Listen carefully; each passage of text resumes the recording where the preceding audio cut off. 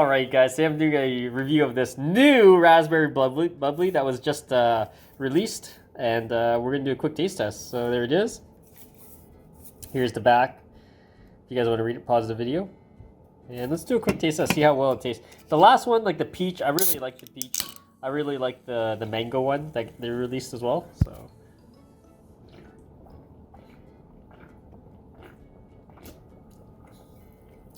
it's not bad.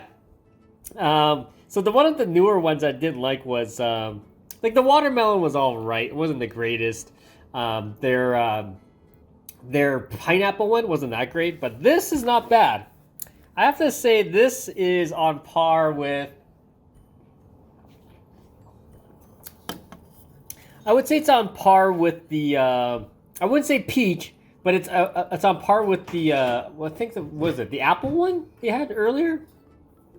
It's kind of on par with that one, but it's not as good as the peach, and it's like I would say it's on as mango is pretty good in aroma. I would say this sits in between the mango and the watermelon.